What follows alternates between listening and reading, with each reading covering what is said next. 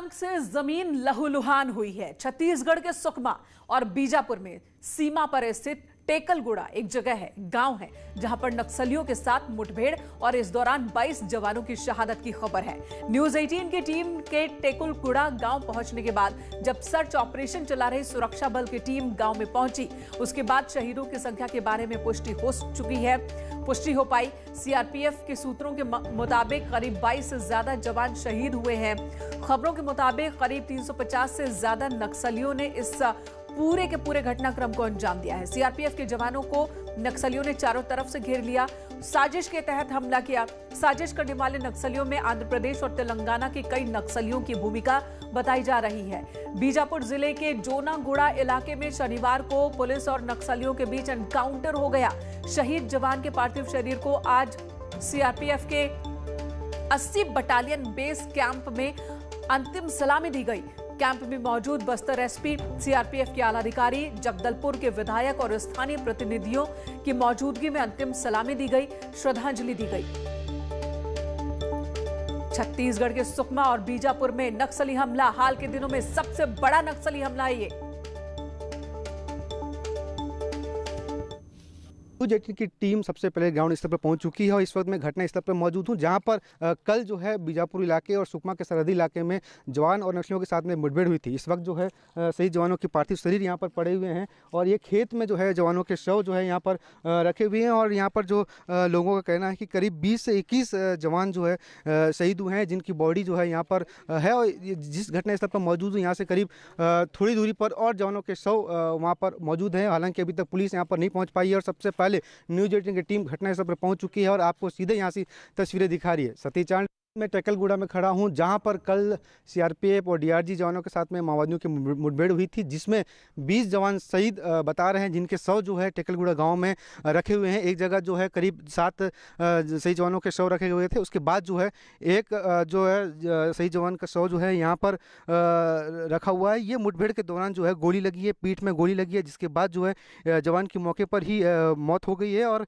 ये जो है कल करीब 10 से 11 बजे घटना बताई जा रही है। ठीक 24 घंटा बीत जाने के बाद भी फोर्स अभी यहां तक नहीं पहुंच चुकी है और सबसे पहले न्यूज 18 की टीम घटनास्थल पर पहुंच चुकी है और यहां से सीधी तस्वीरें आप तक पहुंचा रही है। सतीश चांडक, न्यूज 18, सुकमा। जंगलों में सर्च ऑपरेशन जारी है नक्सलियों के खिलाफ और इसी बीच सीएम भूपेश बघेल की प्रतिक्रिया आई है। भूपेश बघेल ने कहा कि इस मामले पर गृह मंत्री अमित शाह से बात हुई है। न्यूज 18 से बात करते हुए सीएम भूपेश बघेल ने कहा कि हमले में नक्सलियों को भी बड़ा नुकसान पहुंचा है।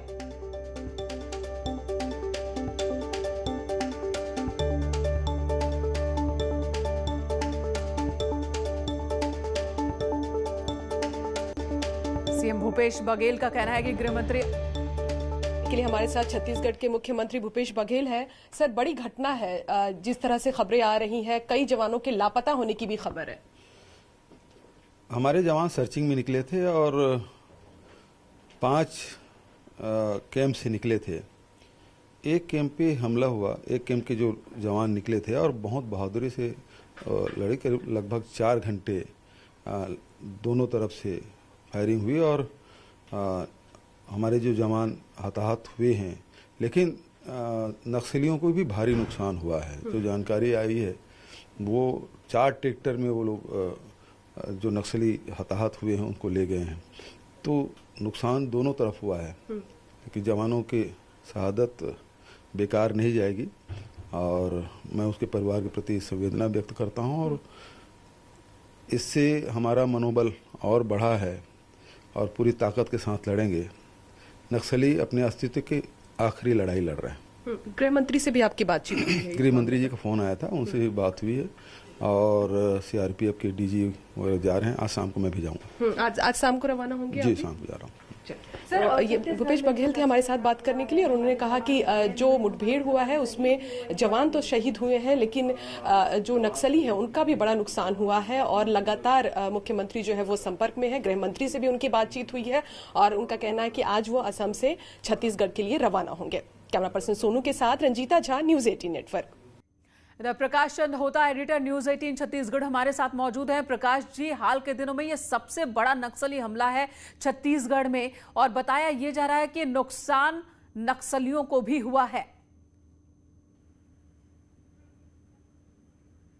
मैंने कहा जी बता दूं, मैं इस वक्त 22 जवान शहीद हुए हैं।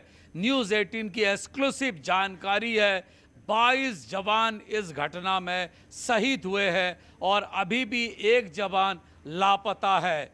31 जवानों को गोली लगी है। मुठभेड़ जो हुआ था, एक साइड पे तर्रेम से निकले 707 जवान थे और दूसरी तरफ माओवादियों का सबसे खुखार कमांडर हिडमा की टोली थी, सीआरसी थी, बटालियन 1 के लोग थे और कंपनी 1 के लोग थे।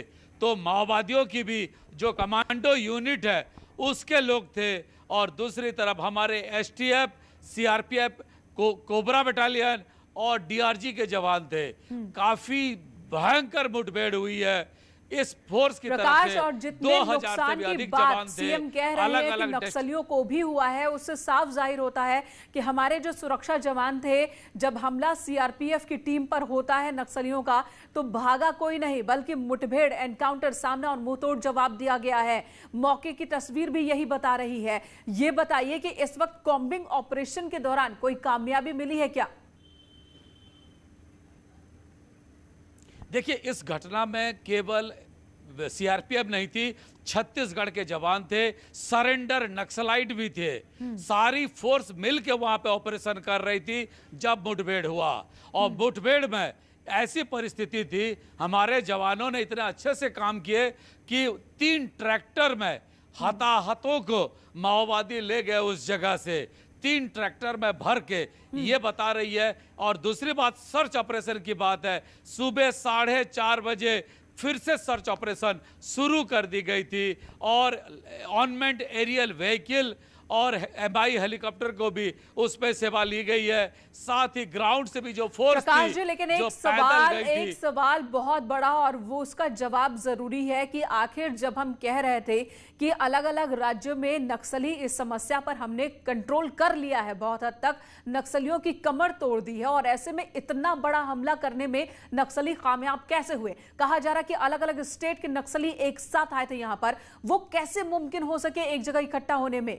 क्या हमारे खुफिया तंत्र तक ये जानकारी नहीं पहुंची थी? मैंने कहा जी, मैं बता दूं, देश में सीपीआई माओइस्ट जो माओवादियों का संगठन है, उसका हेडक्वार्टर छत्तीसगढ़ है। और अबूझमाड़ है। पिछले 2 हफ्ता पहले जो ब्लास्ट हुआ था नारायणपुर में, अबूझमाड़, वो उनका राजधानी कहा जाता है, अघोषित राजधानी। उनका जो एरिया है, ये सुकमा, जहां पे ये ब्लास्ट हुई है, पहली बार फोर्स वहां पे दाखिल हुई थी और उसी जगह पे ये घटना हुआ है।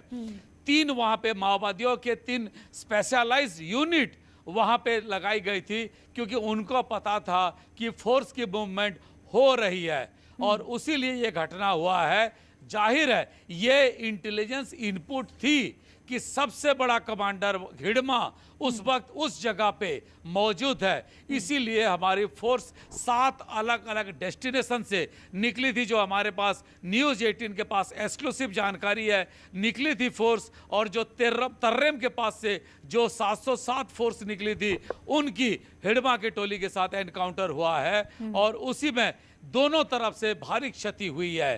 22 जवान शहीद हो चुके हैं। एक आखिरी सवाल, क्या हिडमा, उसके बारे में कोई सुराग, वो भी मारा गया या भाग निकला है, उसके बारे में कुछ पता चल पाया अभी तक? हिडमा की वो गढ़ है, उस गढ़ पे ये पहली बार धावा बोला गया और वो अभी भी सुरक्षित है, अपने टोली के साथ है। और सबसे बड़ा कमांडर अगर कहा जाए, जो उनका बटालियन, जैसे फौज का बटालियन होता है वैसे माओवादियों का बटालियन है, बटालियन 1 का वो मुखिया है। लेकिन अभी अब भी जल्द से सुरक्षित है, जल्द उसके खात्मे की भी जरूरत है। एक बहुत बड़ी चुनौती